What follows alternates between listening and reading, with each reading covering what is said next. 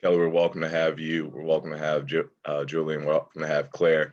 And on that note, perfect segue, we are recording, we're live.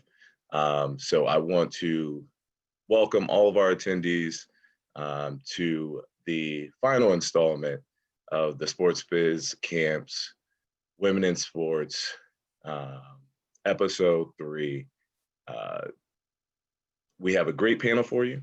Really excited. But before we jump into it, I have to do a sponsor intro and show love to our sponsors. So all of our sports business content, including this discussion, is provided at no cost to students and professionals. We are able to do this because of the generous support provided from our donors and sponsors. Today, we'd like to recognize our partner, Dollar Bank. Dollar Bank, which is a Pittsburgh-based bank, provides scholarships for students to attend our programs and also chips in with content that improves financial literacy for our participants. Dollar Bank support is led by a great friend of our organization and a leader in marketing efforts in Pittsburgh, Frank Bonomo. Sorry, Frank. Guys, I'm super excited to welcome all the attendees. I'm super excited to have this panel. I'm super excited to have our panelists. They all are personal friends of mine. So I am glad to welcome Claire. I'm glad to welcome Julian, and I'm glad to welcome Kelly. I'll let them introduce themselves. But first, Megan, little housekeeping. Yeah, just that we're going to save some time for some questions at the end, and that everyone can utilize the chat box to submit their questions throughout, and we will make sure to get to them. I'm Megan Massimino. I'm a client service analyst at YouGov Sport, and then I'll pass it over to Claire to introduce herself, give a little bit about your hometown and college, a quick description of what you do, just because everyone is just learning about different options in the industry as well. And then what did you think you'd be doing after you finished college? Sure. Thanks, Megan and Roger, and thanks to Sports Biz Camp for having me. I'm really excited to be here. So my name is Clare Treanor Stevens. I'm originally from DC, and I currently live in DC. But for the last 12 years, I've been living in Memphis, Tennessee, working at FedEx headquarters. And my job until recent months was to manage some of our sports sponsorships. So FedEx is a sponsor of many different teams and leagues. And my job really was to take our corporate objectives, match them up with our marketing programs that we did with our properties that we sponsored, and create shared mutual goals.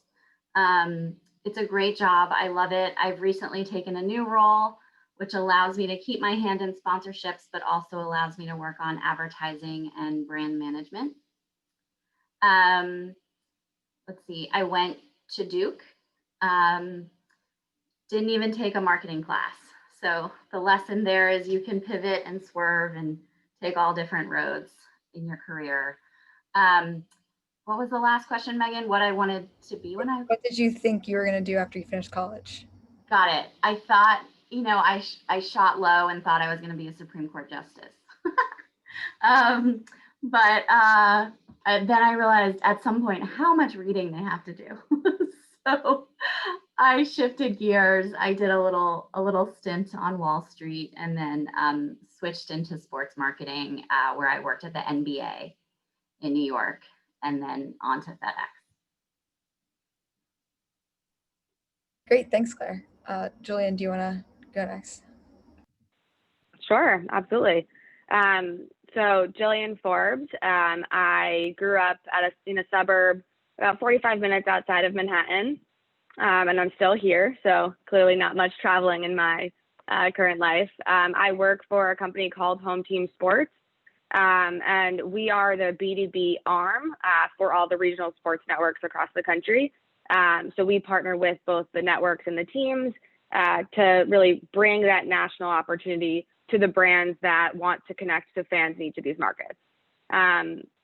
I definitely did not think about advertising, ad sales, or sports when I was in college. I was a management and communications major, so it kind of makes sense that I ended up where I am. But honestly, I would say to everyone that's watching this that similar to Claire, figure out what you want to do, but don't be afraid to pivot it once you start doing it. Shoot high, but just go with what kind of gets thrown at you. I've been at my current company for just over 6 years. And when you find a company that you really believe in, they'll kind of work with you and have you grow with them. What was the other question that I'm answering? Just Or when did I cover it? type thing. Honestly, again, like advertising was something I really liked. The idea of being a part of the influencing of consumer behavior was something that always really intrigued me. Being a sports fan growing up and being an athlete, it kind of made sense that this is where I showed up. This is where I ended up. But unlike Claire, Supreme Court justice was never in my future, but something in business always was. And sports is kind of a unique, fun way to use all those different sides of your brain, the creative side, the strategic side, the fun, passionate fan side, and bring it to light from a business standpoint. Great, thanks. And then Kelly, do you want to give your intro? Sure. Well, thanks again for having me today. My name is Kelly Rinaudot. I work for Heineken USA, and I've actually been in the beer business for almost 15 years. I've been with Heineken for almost 10. Previously, I worked for Anheuser-Busch. So I can definitely say that I never thought that I would be in the beer business. All throughout college, I really struggled with what I wanted to do. I was kind of, and this is really, for all of you watching, don't worry if you don't know what you want to do. I thought about, actually, funny enough, I thought about sports medicine for a long time. And then my sophomore year, when I really had to start thinking about, picking a major and choosing my path, someone said to me, just do a business major because you can really do anything with that. So I went off of that and I majored in marketing, and funny enough, I now am a regional marketing manager for Heineken USA. So what my job essentially does is we manage all of our sponsorships and partnerships.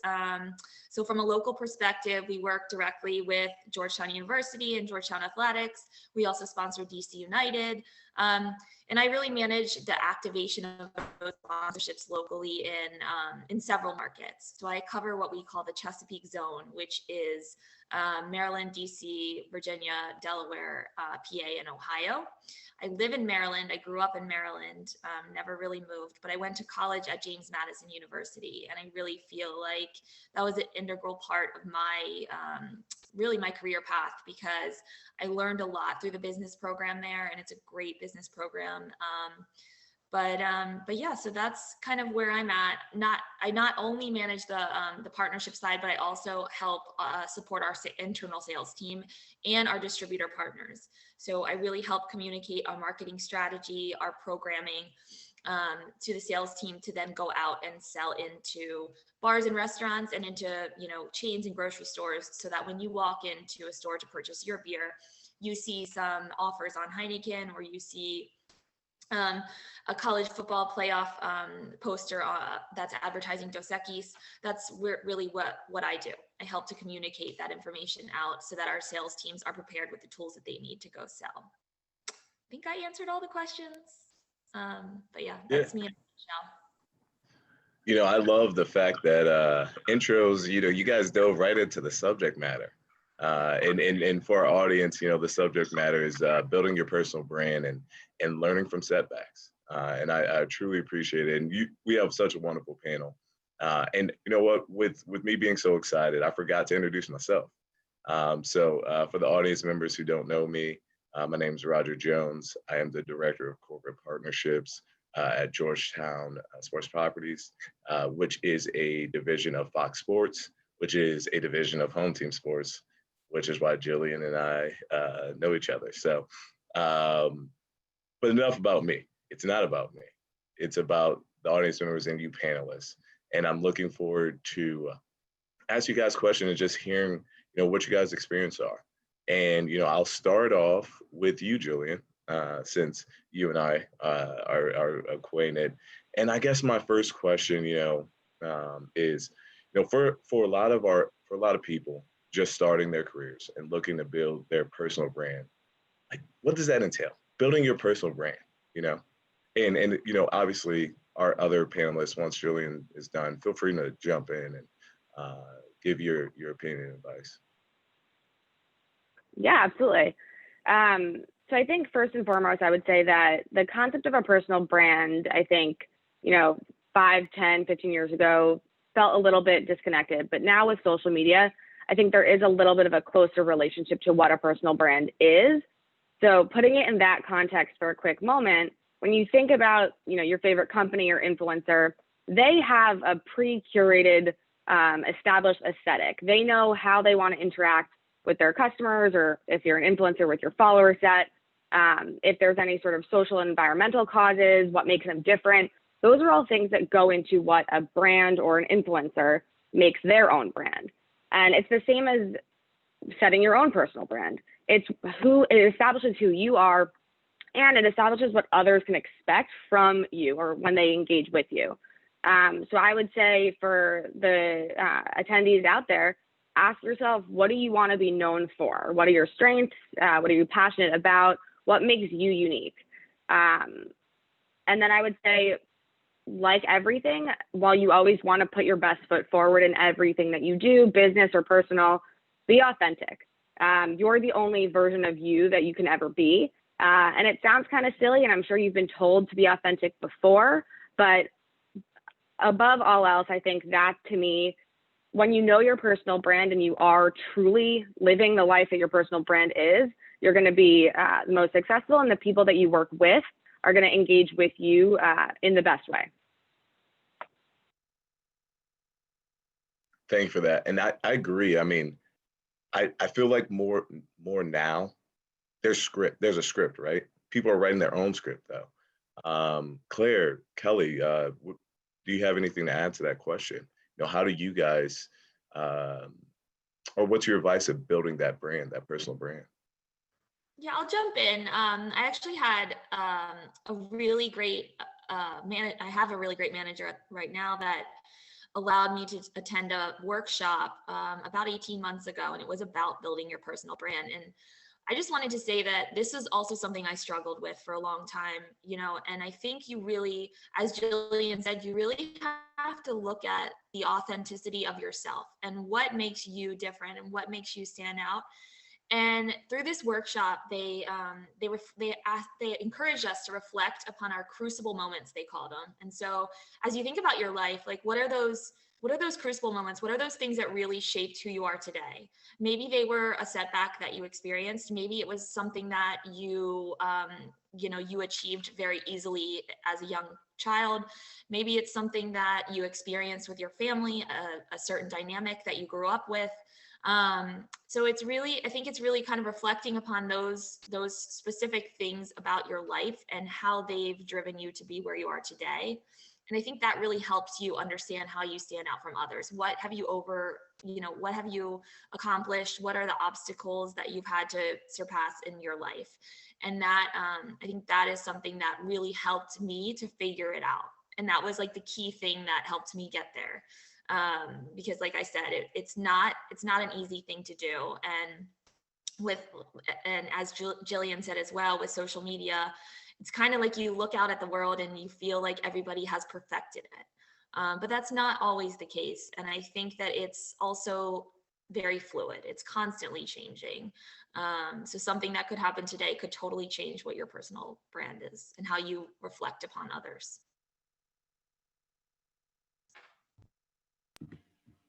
I agree entirely with everything that Jillian and Kelly have said. I think we could probably spend half a day talking about just this one question, right? But in my mind, it's a 5-step process. So the first is creating your value set. And just like what Jillian said, what do you value and how do you want to be valued? And for me, those things right now, and I say right now because these do evolve, I have 3 C's right now. So it's curiosity. I want to constantly be learning and learning something new. It's collaboration. So I want to be seen as a collaborator, and I want to collaborate with others to get stuff done. And then my third C is connectedness. I want to feel connected to my work. I want it to feel relevant. And then I also want to feel connected to my stakeholders, whether that's my teammates, my customers, my boss. So that connectedness. And then I kind of use that value set as like a guide toward refining my personal brand. And then the second step is I would really encourage everyone listening to lay out your strengths. I don't think we do this enough, is actually put pen to paper or type them out and write what your strengths are. Even if you haven't started your career, which I know a lot of our attendees haven't quite started their careers yet, you are already demonstrating strengths, whether that's with your group of friends, at school, sports teams, in your home. I can tell you that everyone listening here has a strength of adaptability because we've all had to do that in the last 9 months. So think about really what are your strengths, and just like we've all heard, put your best foot forward and rely on those strengths. So third, self-awareness. Self-awareness in the workplace is really key. You need to know how others perceive you. You need to know how others feel when they're around you and when you speak. You need to be able to read a room. If you're presenting to an executive and they're like looking at their watch, you need to know to zip it. So a lot of self-awareness. My fourth is asking for feedback. Feedback is a gift. And the best gift you can give someone who has feedback for you is to ask for it and be proactive and really listen and thank them for that feedback and use it to pivot and adapt your personal brand. And then my fifth is what Jillian and Kelly have said, which is you have to be authentic. We all follow people on social media where you can tell they're not really being real. And you don't have that luxury in the workplace. People will see right through it. So be yourself. Yeah, I think those are some really great advice to give to people. And that's something that we always did as a team in college. We had to write down your strengths and your weaknesses. And sometimes it's hard to like write down your weaknesses more so, but it's kind of the most beneficial thing that you can do to just see like where you can improve and to build on your self-awareness. Claire, I think it's a little bit similar to what you just said, but if you had to create a set of rules for building your personal brand, what would they be? Yeah, I mean, definitely lead with authenticity, like we've all said. Be adaptable. So your personal brand, who you are, is going to stay the same, but your personal brand will evolve with circumstances and experience. And probably try to avoid comparison as much as possible. It's a really tricky thing to avoid, but try not to compare your rough draft to someone's to what you think is someone's final draft. Your rough draft is just fine. That's great. And Jillian and Kelly, if you guys have anything you want to add there, feel free to hop in.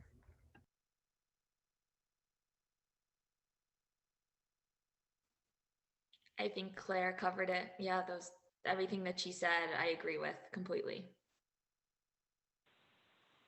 I would say that the idea of self-awareness is something that I think doesn't get enough time in the sunlight. That is one of the best qualities that you can have, both in establishing your personal brand and also establishing how you're going to, again, interact, whether it's business or your personal life. Knowing how to, read a room, how to, be empathetic to others and know how you're impacting others, especially this day and age. So I would say, I don't know if this is a rule per se to establishing your brand, but it's definitely something that should be carried with you, and always try to make sure that in every situation, it's true, don't compare yourself to others, but be self-aware that, other people are vulnerable too. Other people are, doing the best they can, and being vulnerable isn't a weakness. It's definitely a strength. And having that ability to check yourself and know that not everybody in the room is as, put together or confident or any of those words as you think that they are, because you're your own self, you're your own worst critic. So being self-aware, allowing yourself to be vulnerable, being, again, authentic, having integrity, all of those kind of key buzzwords really are the way to establish what your personal brand is and make sure that you're not creating a personal brand that you think other people want you to have. Yeah, Julian, you hit a key point, and you and Claire, I think, truly nailed it with really the steps, and I know even with myself, when I view it, I have to think internally, right? And here's the thing that I think we don't touch on, and Kelly, you brought it up. You talked about going to a seminar or webinar, and I think especially there's a misnomer for a lot of young people is once they graduate college and get their job of their dream or their first job, they feel like the learning has stopped, right? But we know this, and the learning keeps going. And Kelly, you touched on it. Claire, you touched on it. Julian, you touched on it. You got to be adaptive, and you got to continue to educate yourself and put yourself in these in different environments so that you can learn how to read a room. You can learn how you as yourself adapt in certain situations. And Kelly, I just wanted to follow up with you. When you're setting these rules and trying to learn about yourself, how do you set goals? And then how do you follow through, and then how you evaluate your goals to see if you're on line with what you want to achieve? Yeah, no, that's a great question. And I think, it's, again, like we said, ever evolving with your personal brand. Your goals are ever evolving as well. So I think if I look at the way I approach goals, it's really two parts, right? So you have your professional goals and then your personal goals. And so for me, I'm lucky enough to be with a company that really helps us to manage our professional goals. And we do things like personal development plans every year, where we are coached through looking at where our career path needs to go or where we want it to go, and we put in the steps that we need to do to get there. So, it's maybe I need a certain skill set that I don't currently have to get to the next role. So I'm going to work on that skill set alongside of my regular day-to-day job to get there. And I think that that's really important. And in order to really build those goals, you need a couple things. Number one, you need a mentor. You need someone that is going to help you bounce ideas back off of, and you need someone that is really going to, like we talked a lot about being authentic. You need someone that's really going to tell you how you reflect upon others and give you that feedback and tell you how they truly feel you can develop and where you can go. Because I think that if you choose a mentor that's just going to tell you what you want to hear, then you're not really going to get anywhere. So that you do need someone that's going to be tough on you. At the same time, you need really a coach or a manager to give you expectations and to give you feedback. So you need someone that's that's going to be involved. I actually am lucky enough to have a boss that we do monthly one-on-one check-ins where he holds me accountable for the things that I said that I'm going to accomplish. And then our company overall sets up key performance indicators where, on a quarterly or a monthly objective we have where we are, maybe it's a sales goal, or maybe it's a target that, we need to hit this many accounts or whatever it may be. So there's a couple things that help you with those professional goals. And I would just say that to those listening, as you're looking at companies, look for that support and career development. Look for companies that are going to take you along, that are going to provide you the opportunities to learn and grow, that are going to give you the workshops that you want to attend and allow you to really step out beyond what the company provides to build your personal brand and build your way. The second part of it is the personal goals. And I think that's just as important. So, you really can't show up for your professional goals if you aren't able to achieve your personal goals. And so for me, I really take every Sunday to reflect upon the week prior and the week ahead. So I kind of, jot down some things that I've accomplished each week that I feel that I, want to build on. I reflect upon the things that maybe I set out to achieve that I wasn't able to, and why wasn't I able to, and how can I, achieve them in the following week. And then I think about where I want to go, what the week ahead holds, what meetings I have, how can I show up more for my family? How can I show up more for my husband? And how can I show up more for me? So it really just starts with yourself. An example would be like right now, I'm trying to increase my water intake, just something so simple, helps me sleep better, helps me have more energy, helps me feel more healthy. And so just that simple goal can help you show up to be your best self each day. And so I think that I'll just end with, I think that, start with your personal goals, but always know that your personal goals can really help you be more successful in your professional goals as well.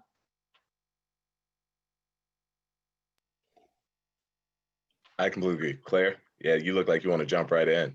Yeah, I can speak to that. I'm certainly inspired by what Kelly said, and I'm also trying to increase my water intake. And now that we're working remotely, trying to get up every hour or so. So I use a book called The One Thing to kind of guide my goal setting.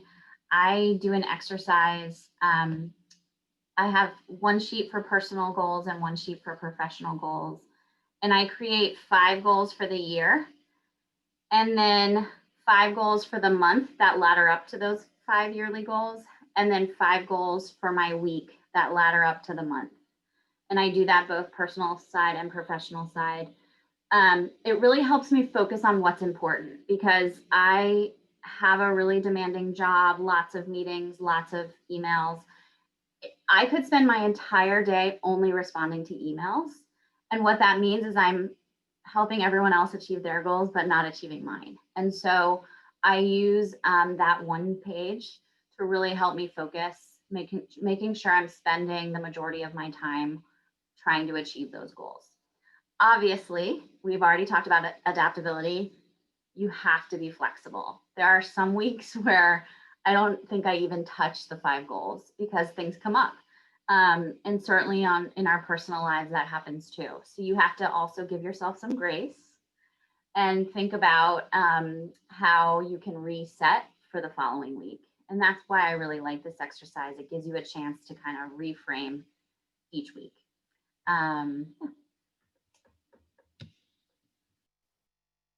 I love that the exercise, and just for the attendees know, I did put a link to the One Thing book as website. So if you want to check that out, Claire, I agree. I've actually read that book, and it helps you, and it's nice to put stuff down on paper, right? And even pictures of your goals.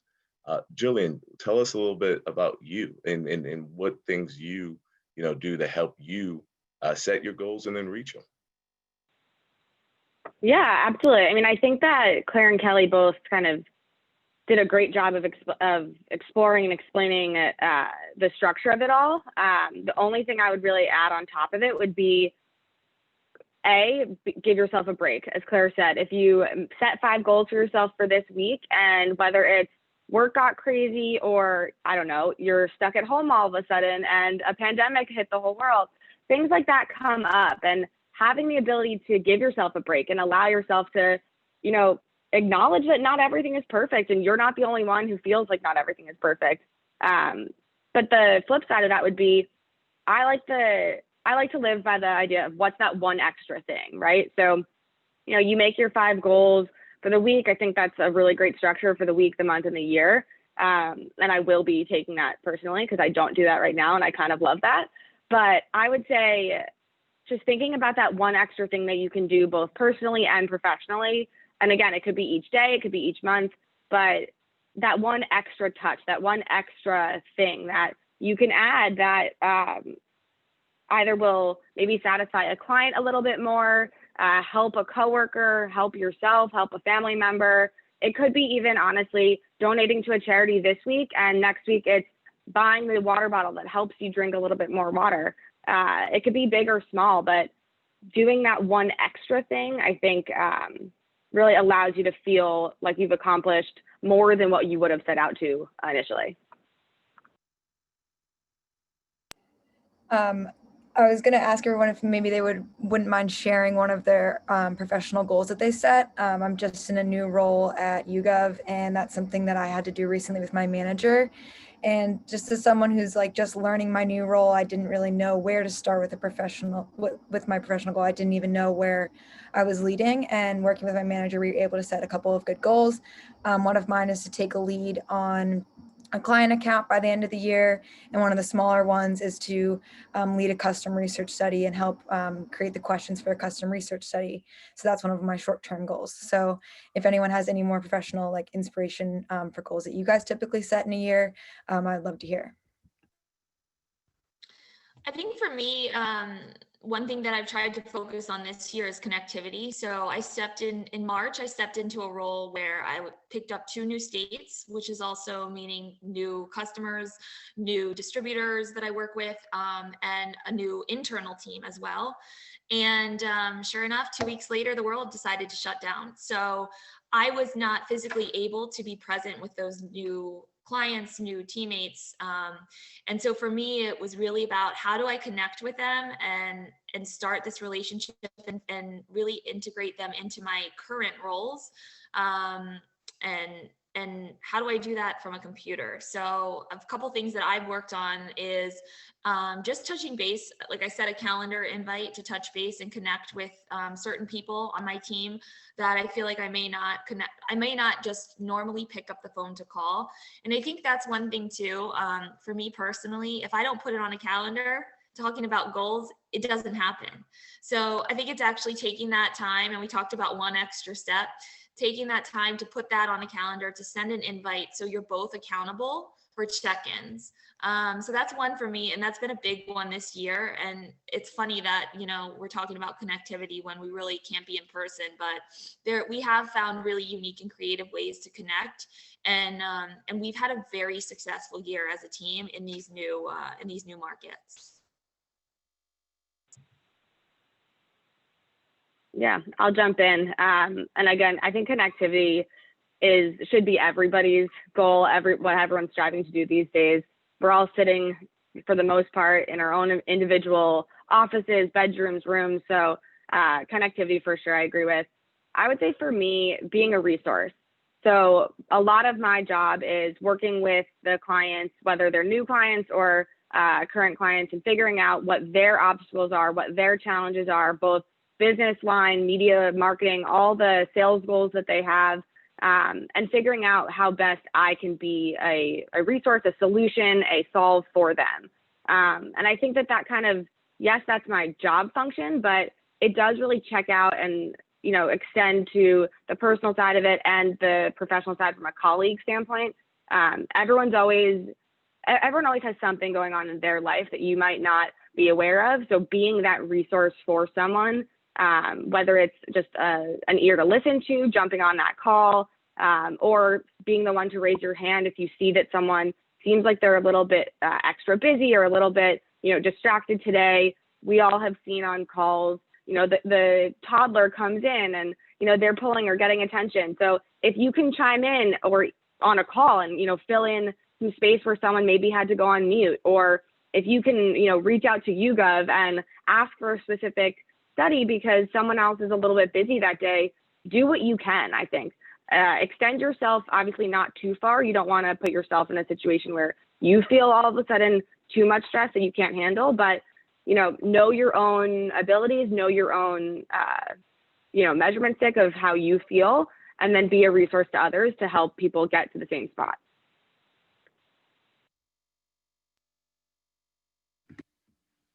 I think also the goals can be really simple, right? So one of my goals right now on my one sheeter, unfortunately, I keep having to transfer it from week to week, is to bolster my LinkedIn profile. I've done a really poor job of keeping it up, probably because I've been at the same company for so long, but that matters, right? My LinkedIn profile matters to my personal brand. And so it can also be a goal like that, where it's a single act that will help your career. those are wonderful. And I know for me, one of my personal goals is just get tied with connectivity, but just get to know people on a deeper level. In the opening, I talked about how Kelly and I's relationship has grown. Julian, you and I, just in the past few months have built a strong relationship, and obviously working with Megan and Claire through sports biz camps. I just getting to understand people and build those relationships, even beyond just the work. And I guess one, and Megan, I'm still on your question if you don't mind. But we talked about personal brand and things like that, but we're in a pandemic, right? It's probably the biggest setback that none of us expected. But when facing these setbacks, like, what do you guys think about it, and how do you use goal setting to overcome some of these setbacks that come out of nowhere? And that's open to anyone, so feel free to jump in.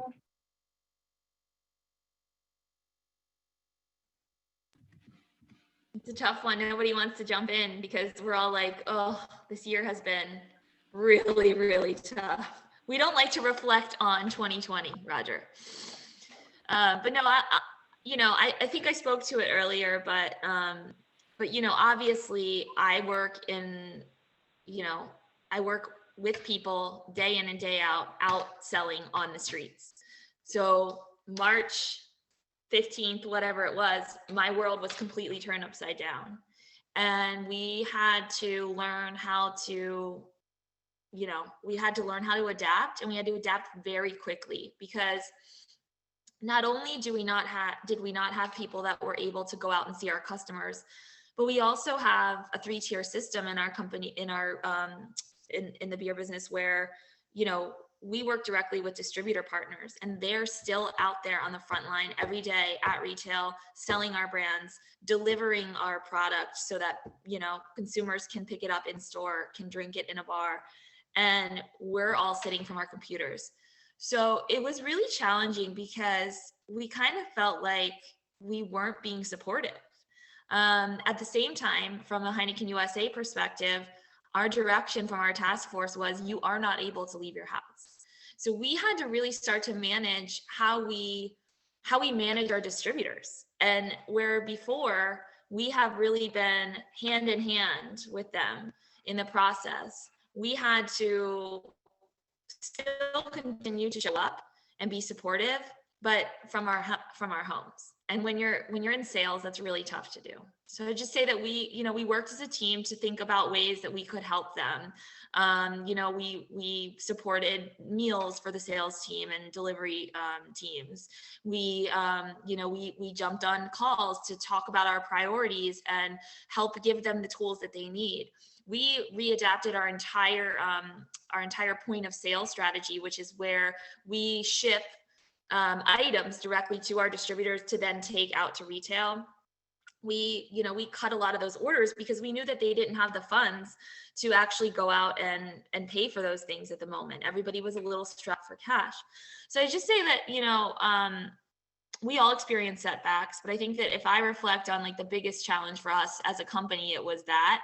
And we really just had to continue to try to show up and be supportive of them and of our teams that were going out every day.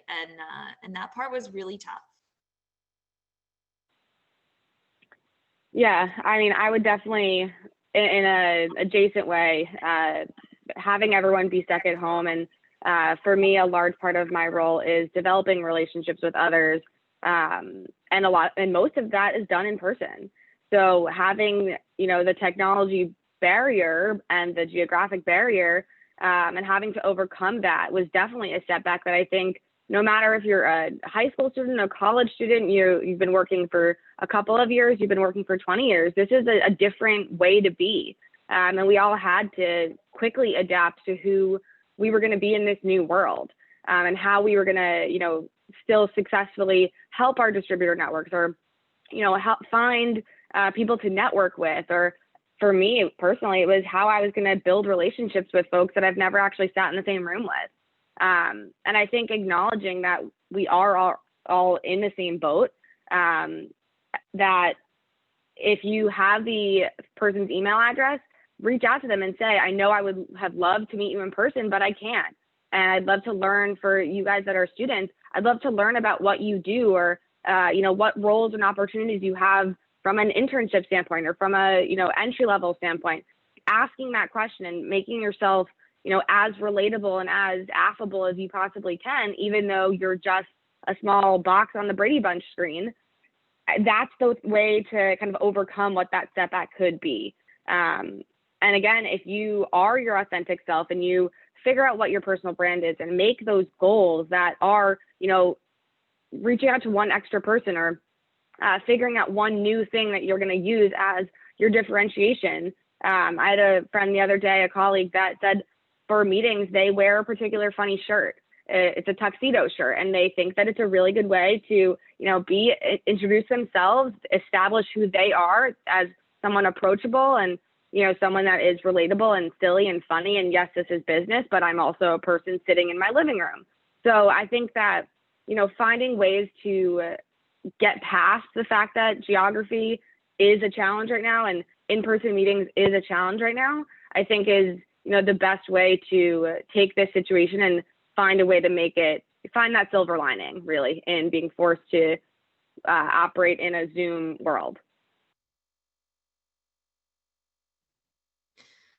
Yeah, and I will say too, we went from being out on the streets a lot, in our cars a lot of travel time, to being at home. And so another thing that we really did was take advantage of the time, the extra time, and sign up for extra projects, right? Something that you wouldn't necessarily have the time to do in your typical day job because because of the constraints of time and travel. So one thing that I've been working on is getting more involved in our women's leadership forum at Heineken. So I would just encourage participants that are listening to think about that too. Like, when you do have a setback, turn it into an opportunity and see, okay, of course I can't leave my house, but what can I do? Okay, I have more time now. We at Heineken had a lot of different task force that evolved out of this. So, sign up for an extra task force, get yourself involved in something. And we talked about this too, being vulnerable. Throw yourself out there as a volunteer for something that you wouldn't necessarily ever sign up for in a normal circumstance, and be vulnerable and learn something new. Read a book, take an online class, really just try to think about what extra one thing you could do in your extra time. At FedEx, we have a saying, be aware of the shadow that you cast. And basically that's all about attitude. So, you know what, this does stink. Like, this is a very serious, very oppressive time because of this pandemic. We also have to try to keep each other lifted. And so in the workplace, especially, attitude really matters. It's okay you don't have to have toxic positivity. Like, it's okay to acknowledge this is really hard. But it's also important to keep each other's spirits up and support each other. And it sounds a little, I don't know, hokey, but it really matters how what attitude you bring to the table. And the one last thing I will say, because I completely agree, then I love the quote of be aware of the shadow you cast. I think it applies to so many different things. And I think everybody should really think about what Claire just said about that. I would say too, in a Zoom environment or in this remote world that we're currently having to adapt to, know that interpersonal relationship is still available. So it could be that usually you would have walked down the hall, or if you're in college, it would have been going, to the quad and catching up with your friends, or being at the library together.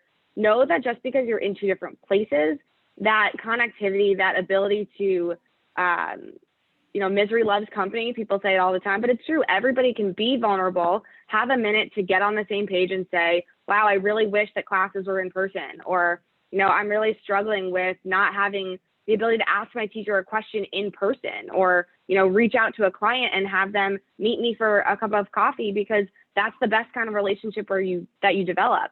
All of those different things, acknowledging that we're all in this place together. Toxic positivity is real, and it can become kind of problematic. So it's okay to acknowledge that things are hard and then move on and not get stuck in that negative world, but acknowledge it and then together figure out, again, with your classmates, with your coworkers, with your colleagues, with your friends and family, the reality of the situation is what it is. So let's talk about it, and then let's figure out what our next step is, what our next activity is, what kind of bread are we going to be baking tomorrow. And that's really kind of how to get through, I think, this type of, global setback that we're all together going through. Yeah, I also love those attitude comments. That's something that I've had to learn. I tore my ACL in college and I got furloughed in August. So similar situations where it was like, this completely stinks and this is not what I want to be doing. But then kind of being grateful for what I do have. Like when I tore my ACL, I heard of somebody else who also broke their collarbone and couldn't use crutches. So I'm then grateful, like, at least I have my mom take care of me. I have this going on. Similar with being furloughed, it's like, I'm grateful my lease is up. I'm no longer paying rent. So, I'm grateful for, as much as this situation stinks, just be grateful for what you have and for what like your opportunities are in the future. And, since this is a women in sports conversation, and we all know that, it's kind of more of a male dominated environment, do you know of any like typical obstacles women face in the sports world, or any like situations you guys have come upon yourself, and any advice that you have to our women listening in the audience? I mean, yeah, so being in the beer business is definitely a very male dominated environment, or I should say it was. And it's been really cool that I've been a part of it for so long, because I've seen it evolve. Funny story, we used to have these, big national conventions every year where we would bring in all of our distributor partners and everybody. And all the women would always say the greatest part about the national convention was that there was never a line for the women's bathroom, because when we would have breaks, the men's line would wrap around the building. And so it's interesting. And as the years have passed, that women's line for the bathroom has gotten a little bit longer each year.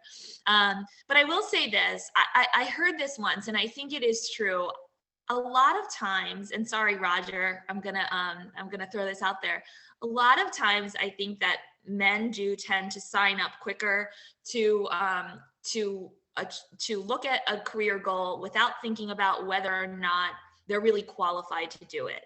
And whereas women sort of really take the time to think about it, to think about, am I actually as qualified as the other candidate? Maybe I don't have that many skill sets for that role, so I'm not going to apply now, but I might take the opportunity next year if it comes around. I would just encourage all the women listening to know that you can do anything that you put your mind to. And I actually have had situations before where I haven't gone for a job because I knew somebody else was going for it that that was probably going to get it. I just think that mindset needs to go away. And I think that, that's an important piece of your personal goals, of your career development, just being open to what is out there. And again, I think Claire said it earlier about comparison. Don't compare yourself to others. Don't be afraid just because you're maybe the one female in the room to speak your mind, and be confident in that. And I think that, I actually grew up with a single mom, and I think that her confidence and her strength instilled that upon me. And I feel very blessed and lucky to have had that role model, because I feel like I do kind of step with a little more swagger and feel a little more confident at times because I had that example growing up. But I do know that a lot of women out there are scared to, speak their mind if they're in a room with all men. And so yeah, I would just say that. I would just say, don't sell yourself short. Speak your mind. Obviously, make sure that it's something important that you're going to say, but don't hold back just because you may be in a more male dominant industry, a meeting that has more men than you. And then I also will just say that you can have it all. You can have a family, you can have a career. That was one thing that when I first got pregnant with my first child, and I actually have three little ones, I was scared to tell my boss. I was scared to tell my boss that I was pregnant. Think about that. I mean, pregnancy is such a beautiful thing, to be able to have a child. And I was reciting my speech over and over again in my head, how I was preparing myself to tell him. So I would just say that, like, you can have both. My pregnancy, my maternity leave, it didn't affect my role. I made plans for other people to come in and help support where I needed to. And as long as you set yourself up for that, you really can have it all. You can have family and a career. Absolutely. And I would say that like the old age-old adage, about being the only woman at the table, and what that means, what that looks like. I would say first and foremost, it's not as common as it used to be. And I think the fact that there's so much corporate initiative and women helping women happening nowadays, that hopefully in the next 2 to 5 years, it's even less of a one person sitting at a conference table. It's more and more and more. I would say for those coming up now, understand that women are happy to be resources. The whole concept of pay it forward is real, and anybody, no matter what role they have, no matter how young or how old you are, ask the question, tap someone on the shoulder and say, I want to understand, I want to learn, I have this question, whatever it is. Know that there are resources available, and that women really do want to bolster other women. I would say the other thing of, yes, women, and I forget what the statistic is off the top of my head, but when applying for a job, it's something like men will apply if they have something like 30 to 35% of the skill set, whereas women hold off until they have something like 85 or 90%. And that is a reality. Hopefully it does change, but that is a reality. So what I would say is, if you find yourself in that mindset, over prepare. Don't hold back on, applying for that job. But if you're going to apply for the job, answer all the questions in your head. And then again, ask that one extra question that you think you have to be prepared for, so that when you get in the room, you're confident. At the end of the day, the person that is listening to you, interviewing you, talking to you, the guidance counselor, the admissions officer, whoever it is, they're going to be thinking about you, but the version of you that's sitting there, not who was, waiting in the waiting room. But you have to show up and be you, and be confident in the fact that you deserve a seat at that table. You deserve to be there. And again, over prepare, know what you want to say, have the agility to pivot when, conversations happen, and don't hold back. Don't wait to have someone ask the question directly at you because you think that someone else in the room might have the better answer. Obviously, yes, Kelly said it before, and it's super true. Don't just speak when you don't have the answer just because you think that you have to, because that's not going to benefit you. It's not going to benefit the conversation or the discussion. But know your own value. And if you have something to say, don't wait for it. Say it, share it, because your idea probably is great. And it doesn't necessarily, just because you're the woman in the sports world, doesn't mean that your idea is any more or less valuable or intelligent or proactive than the person sitting next to you, no matter what their gender identity is. Ooh, snaps. That was really good. I mean, what Jillian said, know your worth, I think is so important. And part of what we're talking about today is setbacks too. And I did want to say, I do think it's certainly not unique to women, but I think women often really have a hard time with failure, and failure is natural. I can't remember who first told me the phrase, but fail fast. And that's a phrase I love, fail fast. And what that means is you are going to fail. So try to do it quickly, acknowledge it, name it, identify the learnings, apply the learnings, and then move on. So I try to have this rule. Sometimes it works, sometimes doesn't. If I stick my foot in my mouth or have a misstep or something, I allow myself to think about it that night. And then before going to sleep, say, this is clean slate tomorrow. And I think as women, especially in the sports world, we need to practice that. That's really important, because we can't allow one incident whether it's our mistake or not, define how we're going to approach future opportunities.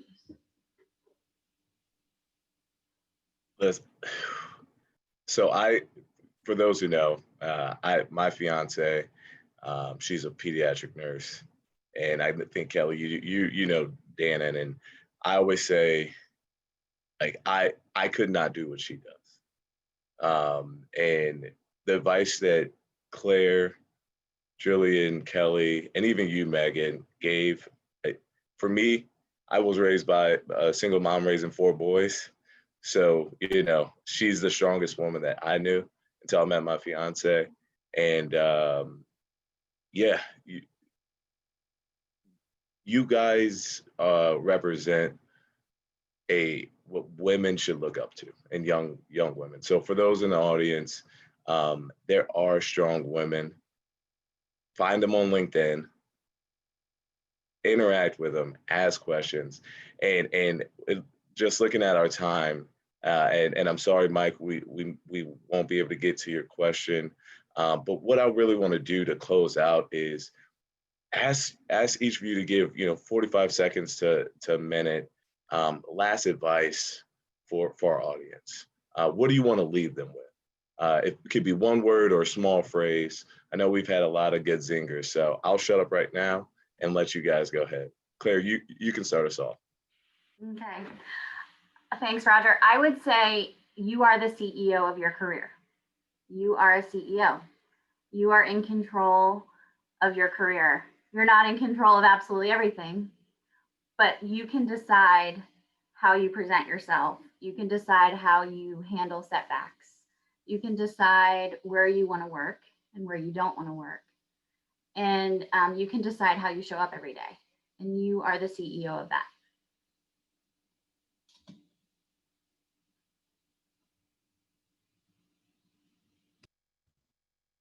You ready for me?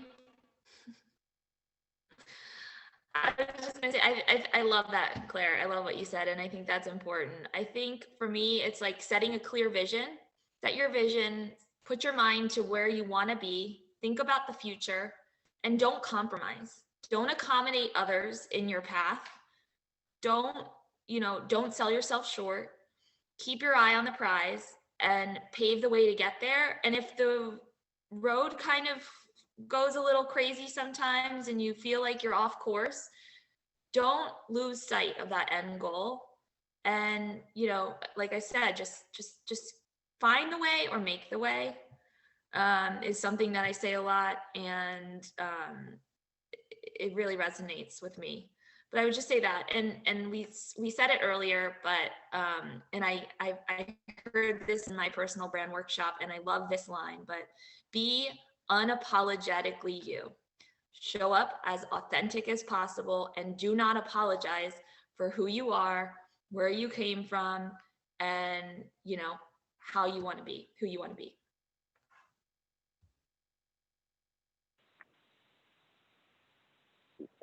I feel like following those two up is a hard pill to swallow. I think that the only thing I would add is know that you don't have to do it alone.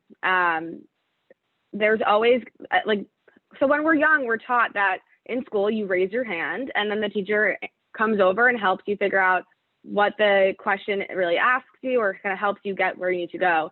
And somehow along the way, we think that asking for help becomes a struggle. It becomes a weakness. And we said it earlier, but know what you know your worth, and then be okay and be comfortable knowing that it's okay to ask for help.